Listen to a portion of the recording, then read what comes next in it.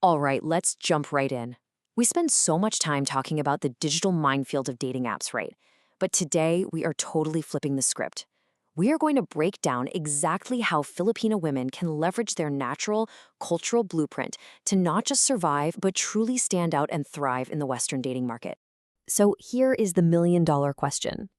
Once you've waded through all the noise and finally found a genuinely high-value Western man, how do you capture his heart? Like, how do you become the only woman he actually envisions a long-term future with? Well, the secret isn't about changing who you are to fit a mold. Not at all. It is all about strategic authenticity. Okay, here's our roadmap for today. 1. Warmth versus individualism. 2. Values and boundaries. 3. Low context communication. And 4. The turning point. Let's kick things off with Pillar 1, warmth versus individualism. Think about the environment Western men are usually conditioned in. It's highly competitive, it's individualistic, and honestly, it can be pretty emotionally isolated. They are basically taught to keep their guard up 24/7. But then they encounter genuine Filipino warmth, just someone asking about his well-being, offering a soft, joyful space. It creates this safe harbor. It acts as a deeply attractive emotional sanctuary that he literally cannot find anywhere else in his daily life. Now hold on, because we need to avoid a really common trap here. Do not, and I mean do not, confuse nurturing with submission. A high-value man doesn't want a servant. He wants a partner, right? He wants a queen. When you combine your natural warmth with your own fierce intellect and professional drive, man, something magical happens. He doesn't just see a nice girl. He sees a resilient, extremely capable woman who is actively choosing to pour warmth into his life, and that commands deep respect. Moving right along to Pillar 2, values and boundaries.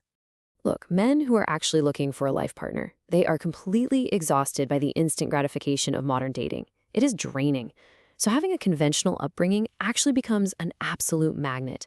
You need to hold your ground on these boundaries, take things slow, and do it without apologizing.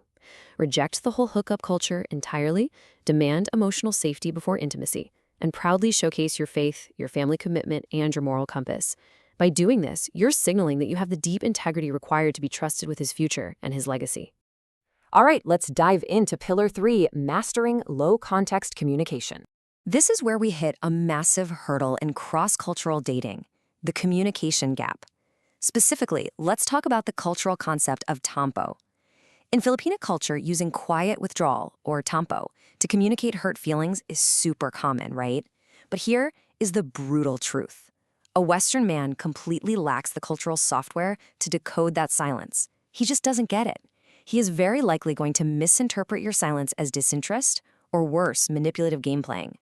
So, to overcome this, we have to make a crucial transition. We need to shift away from our natural, high-context habits, like relying on subtle hints or reading facial expressions, and move over to the strictly low-context, literal communication style of the West. Because Western men, they are incredibly literal. They need calm, direct clarity. If you don't give them that, you're heading straight for massive misunderstandings. Try using beautifully plain, direct phrasing, something like, "I felt a bit hurt by how that sounded. Can we talk about it?"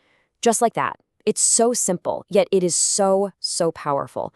Coming to the table with that level of calm, honest, emotional maturity, without shouting or making him guess what's wrong, I'm telling you, that is the absolute rarest currency in modern dating today. Which brings us to our conclusion, becoming a true necessity. Synthesizing all of this, the ultimate takeaway is that succeeding in cross-cultural dating is absolutely not about erasing your identity to fit some Western mold. Actually, scratch that. It's the exact opposite.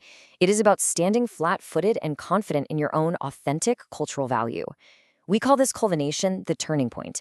It's that exact beautiful moment where true alignment meets absolute readiness, where a woman who has been carrying the weight of the world finally meets a man who proves he can be her anchor. And that leaves us with a provocative final question for you to ponder today. As we navigate the crazy, complex waters of modern dating, do we change ourselves to fit a broken market? Or do we double down, completely and unapologetically, on the unique, powerful traits of who we naturally are? Think on that for a bit. Thanks so much for hanging out and diving into this with me today, and I'll catch you next time.